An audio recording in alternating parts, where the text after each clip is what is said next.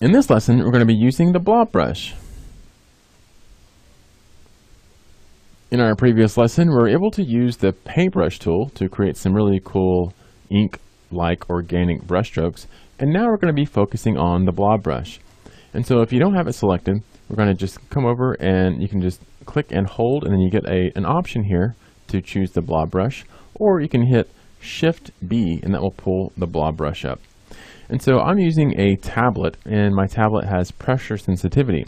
But in order to make sure that I'm using or utilizing the blob brush, I want to make sure that my settings are correct. So let's go ahead and double click on our blob brush.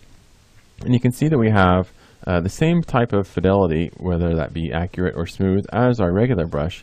And we also have some settings for our pressure. And so for our pressure, I want to make sure that I have that set to the maximum. So whatever my point size is, whether that is 55 to 7, I want to make sure that the variation is all the way to the right.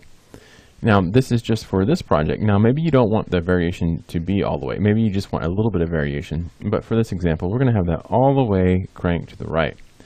And then for our blob brush, maybe we don't want it to be selected, and maybe we want it to merge with maybe any kind of solids, maybe not just with the selected. So we have some different options that we can choose.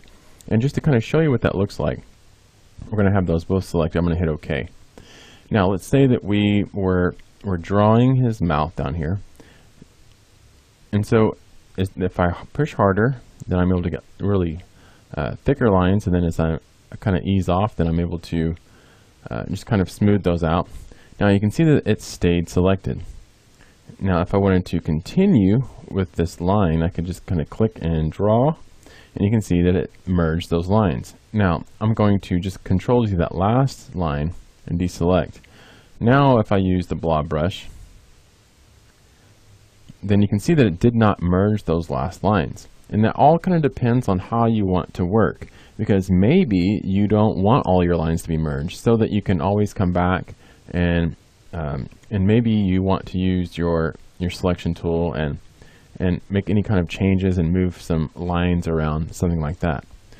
So for our example though, maybe we're going to just double click, and we're going to have the merge only with selected off and the keep selected off.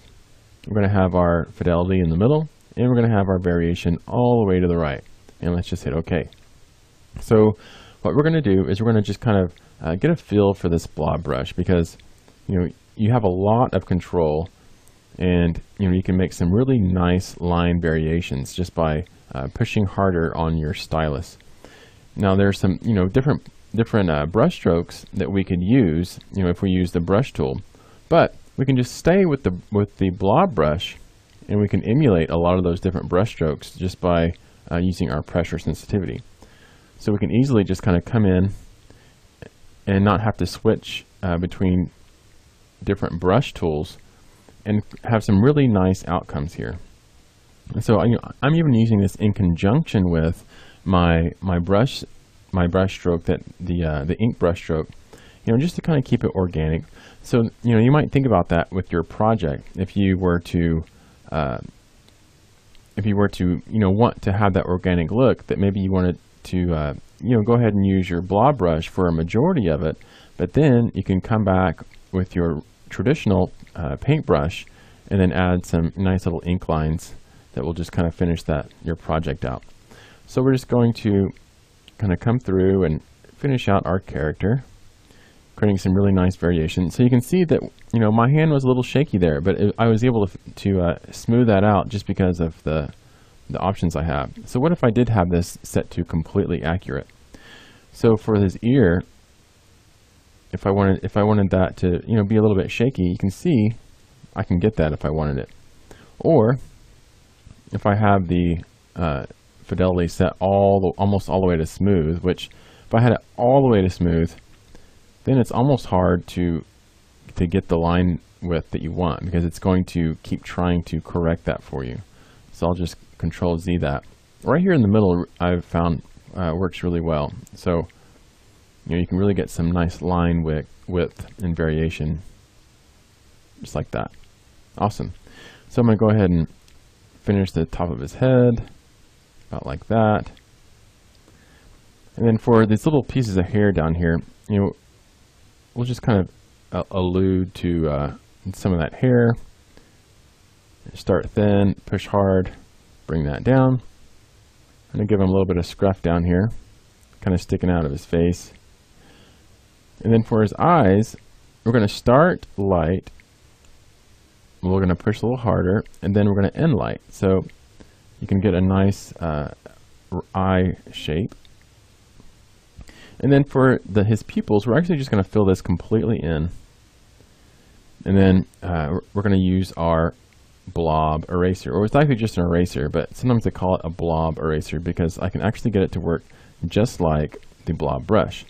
So now that we've come through and kind of finished up our character, so we'll go ahead and kind of leave him about like that. So now I'm going to move over to my eraser.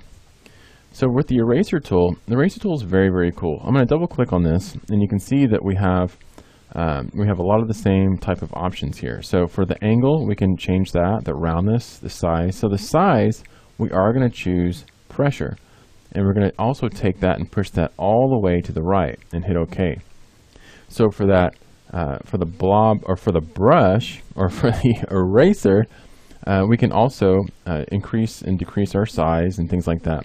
And so there's a little shortcut that we can use with both the blob brush and for the eraser, and that is our brackets. So if we hit the right bracket, you can see the size getting larger, and the left bracket makes it get smaller. And so I'm going to go ahead and take a little notch out of his eye, just like that, kind of old school, and looks like I need to bring my brush size down for this one. Awesome. Now for his mouth, what I want to do is just kind of create a little bit of variation in that dark area. So what I'm going to do is I'm going to, well, actually, I need to make that just a little bit smaller. So I'm going to bring my brush size down, and I'm just going to very lightly just create some little lines back here, just like that. Very cool. And so you can use your eraser as a tool as well. And so, you know, if you wanted to, like maybe we took our blob brush, and I guess this is like his collar or shirt or something down here. We can actually take our eraser, and we can just kind of create some little strokes through that, just to kind of give it some texture or something like that. And so, you know, use all the tools that you have available to you, and you can create some really cool looking artwork. So now we can get rid of our sketch outline, and actually it kind of took away with some of our grayscale. So if you want to come back, use your brush tool and fill some of this in, feel free, you know, have fun with this. And in our next lesson, we're going to be using our pencil tool.